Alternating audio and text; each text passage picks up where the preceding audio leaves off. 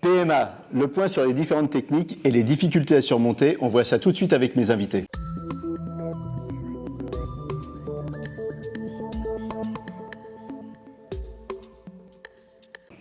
Professeur René Friedman, vous êtes obstétricien et gynécologue. Vous êtes le papa, hein, entre guillemets, du premier bébé éprouvette français en 1982. Amandine, c'est vous. Comment elle va, Amandine? Non, le papa, c'est le papa. Moi, je suis le médecin. Hein. Voilà. Comment elle va, Amandine? Elle va bien. Elle va bien. Ouais. Alors, on vous doit aussi les premiers bébés français à partir d'ovocytes congelés, hein, et vous plaidez notamment pour la PMA pour toutes les femmes et l'autorisation encadrée de l'analyse génétique de l'embryon dans le cadre d'un grand plan de fertilité. On y reviendra à la fin de l'émission. Maria Assik, merci d'avoir accepté notre invitation. Alors, vous, en 2007, vous découvrez que votre mari est stérile, pour simplifier, on va dire ça. En fait, il est atteint d'une oligo-asténotératospermie. Et à partir de ce moment, votre vie entière a été tournée vers la PMA. Vous quittez votre travail et finalement, vous donnez naissance en 2010, à l'âge de 30 ans, à un enfant, un petit garçon, une petite fille? Un petit garçon. Un petit garçon. C'était un parcours éprouvant. Si c'était à refaire, vous le feriez? Alors en effet, ça a été un parcours éprouvant et si c'était à refaire, je le referais effectivement. C'était éprouvant à quel niveau?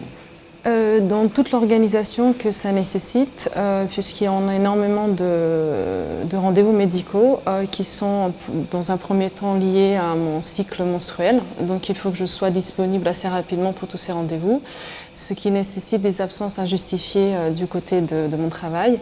Donc de plus en plus ça a été le cas puisque ça durait quand même quelques mois et à un moment donné je me suis rendu compte que c'était juste impossible au vu du stress, de la fatigue, etc. que j'ai cumulé de pouvoir faire les deux puisque j'avais un poste à responsabilité. À l'époque, j'étais responsable RH, donc j'avais des équipes à encadrer et je me devais aussi de montrer l'exemple, d'arriver à... En fait, quand on rentre dans ce cycle, tout devient programmé, c'est ça?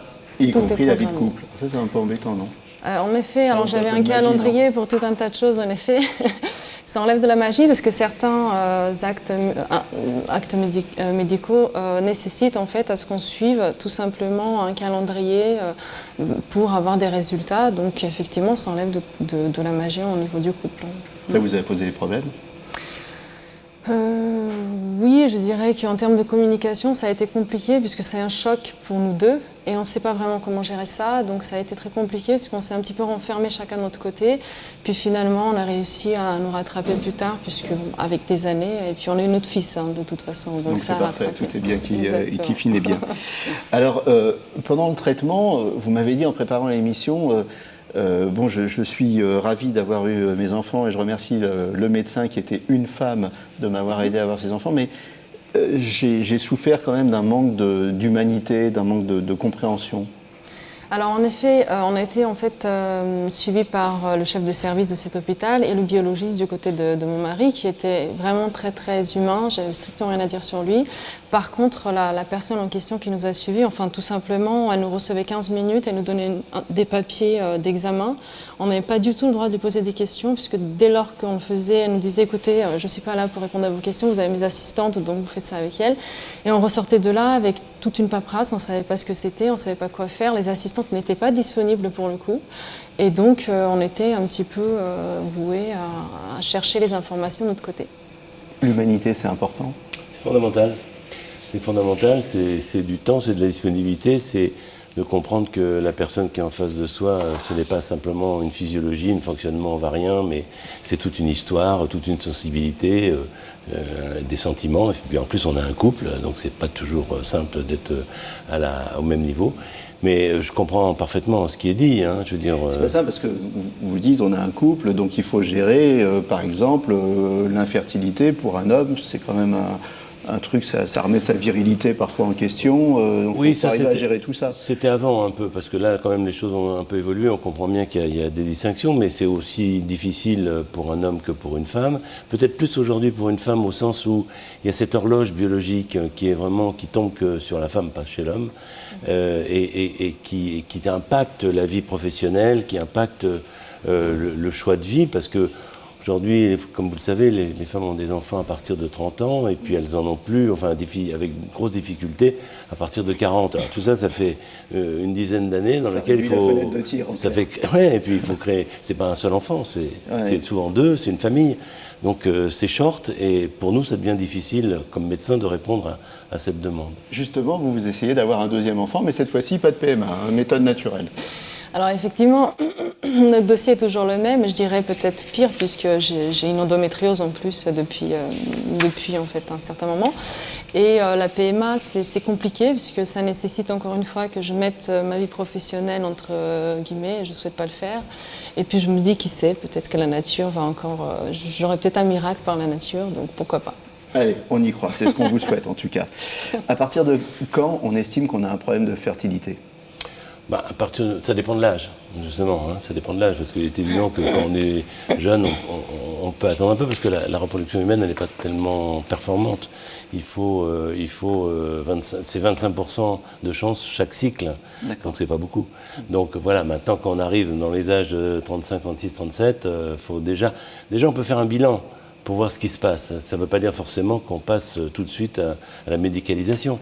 Mais on peut déjà on essaye en tous les cas de faire un état des lieux, puis des conseils et puis des préventions, on va y revenir tout à l'heure. Il n'y a pas qu'une réponse monomaniaque en disant on passe à la FIV. On peut tout à fait avoir d'autres alternatives et réfléchir sur un peu qu'est-ce qui peut avoir entraîné les causes que l'on a. Enfin, je ne rentre pas dans un détail personnel, mais on sait qu'il y a des causes qui peuvent créer des oligosténospermies, de même que pour la femme des troubles de l'ovulation ou d'autres choses. Et on peut traiter les endométrioses, enfin voilà, c'est plus diversifié, quoi. On va scanner rapidement les différentes techniques. Il y a quand même tout un panel. Alors, il y a la stimulation ovarienne. Là, c'est quoi ? On stimule la production de... Oui, mais pas comme ça. Non, pas comme ça. On stimule pour effectivement essayer d'avoir un timing, une ovulation de qualité et peut-être, selon les techniques qui vont découler, une multi-ovulation, mais pas trop non plus.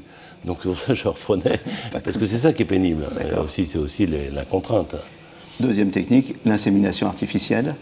Voilà, alors parfois, une fois on peut faire des rapports sexuels, ce qui fait jamais de mal, des inséminations, et puis ensuite on peut passer à l'extérieur du corps, selon. La fameuse FIV. C'est ça, c'est-à-dire la rencontre entre les ovules qui proviennent des ovaires de la femme avec les spermatozoïdes du monsieur, ou d'un monsieur, selon. À l'extérieur du corps, cette fois-ci. À l'extérieur du corps. D'où le terme de fécondation in vitro et non pas in utero. Dans ma petite, mon petit vitro, là, comme ça. Éprouvette, ou bébé crevette, comme disait mon fils à l'époque. Qu'est-ce que c'est, TEC ? Parce que comme on produit quand même plusieurs ovocytes et donc plusieurs embryons, on en congèle un certain nombre pour ne pas les mettre tout de suite, pour ne pas avoir des grossesses multiples. Et puis éventuellement, quand on peut en avoir, pour agrandir la famille. Donc TEC, c'est le transfert d'embryons congelés. Voilà. L'ICSI ? ICSI, c'est quand l'homme a très peu de spermatozoïdes, on peut essayer d'en choisir un ou deux sous microscope et de l'injecter directement dans l'ovocyte pour favoriser la fécondation. Aujourd'hui, il y a à peu près 60% de cas avec ICSI. À mon avis, c'est trop, mais enfin voilà, ça s'est installé gentiment. Toutes ces techniques, il y a un risque pour la mère ou pour l'enfant Alors, pour la femme, il y a toujours un risque. Dès qu'on fait de la médecine, il y a toujours un risque d'hyperstimulation, d'aller trop fort. Il y a les médicaments qui sont mal supportés. Donc et puis les grossesses multiples, qui sont une autre forme de risque. Au début, on est content, mais après, on ne l'est pas toujours. Est-ce que vous avez eu des effets secondaires, on pourrait dire, vous avez eu ou indésirables ? Alors non, je n'ai absolument pas eu d'effet secondaire par rapport à la stimulation notamment. Alors la ponction, pour le coup, une fois qu'ils avaient effectué la ponction, j'avais des douleurs qui étaient assez fortes et ça durait quelques jours. Mais à part ça, je n'ai pas connu d'autres effets secondaires. Il y a un âge limite pour toutes ces techniques ? En fait, oui, c'est l'âge de la réussite possible. C'est-à-dire qu'on va essayer d'apprécier ce qu'on appelle la réserve ovarienne, surtout chez la femme, et de voir si on est dans un bon processus. Alors, grosso modo, il y a des statistiques. La fertilité baisse avec l'âge, à partir de la quarantaine et surtout 42 ans. Et donc, à partir d'un certain âge, on aura recours plutôt, si le couple accepte, ce qui n'est pas non plus une obligation, à un don, soit un don d'ovocytes, soit un don pour la femme, soit un don de sperme, soit un don d'embryon. Finalement, on a des taux de réussite assez faibles. Il y a 60% des embryons qui ne vont pas s'implanter. Donc c'est assez faible. Vous dites qu'il faudrait un grand plan de fertilité. Oui, parce que si vous voulez, là on a discuté un peu, on a exposé rapidement quelques sujets techniques, mais en fait, ce qu'il faut comprendre, c'est d'abord l'information faite au couple et la prévention. On sait par exemple que le tabac est quelque chose de très négatif sur les spermatozoïdes et même sur l'ovulation. On sait que la nourriture va intervenir. On sait que l'obésité est un facteur délétère. Donc il faut qu'on travaille sur la prévention. Il y en a d'autres, mais on n'a pas le temps. Et puis l'information, de dire effectivement au couple que voilà, il y a un temps pour être mère, un temps pour être grand-mère, etc. Donc il faut, si vous voulez, qu'on manage tout ça et non pas qu'on soit simplement les yeux fixés sur le progrès technique. Et puis la prise en charge globale, c'est-à-dire justement, comme je le disais au début, on a une personne ou deux devant nous et il faut rentrer un peu dans leur intimité, dans la relation. Donc tout ça est à revoir. Parce que on a un plan cancer, on a un plan Alzheimer, on a tout ce qu'on veut, mais les problèmes psychologiques de prévention, d'environnement et d'information ne sont pas du tout à l'ordre du jour. On entend souvent dire que les perturbateurs endocriniens vont réduire la fertilité ou augmenter le taux d'infertilité.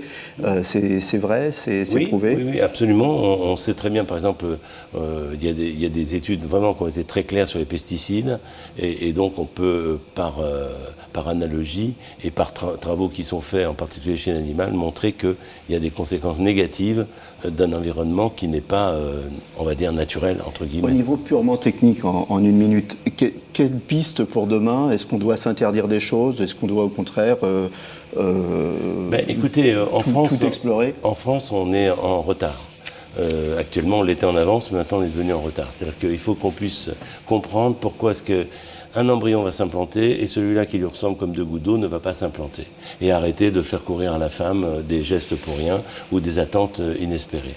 Donc il faut qu'on ait un accès au statut génétique de l'embryon. Ça, c'est une des revendications des médecins, très important. Il faut qu'on réforme le don d'ovocytes et empêcher les femmes et les couples d'aller à l'étranger. Il n'y a aucune raison, c'est très bien faire, et il faut qu'on révise tout ça. Voilà, je ne peux pas rentrer dans les détails parce que vous me faites signe que je n'ai pas le temps, mais concrètement, ça veut dire qu'il faut qu'on se mette autour d'une table avec les pouvoirs publics, s'ils le veulent bien, les médecins, les biologistes, les psychologues, les pédiatres. Enfin, vous voyez, c'est pluridisciplinaire, c'est une action fantastique, mais il faut tous y aller. Merci professeur. Merci Maria pour votre témoignage. On vous souhaite le meilleur, on vous souhaite un futur bébé. Merci. Voilà, à bientôt sur le plateau. Et d'ici là, portez-vous bien.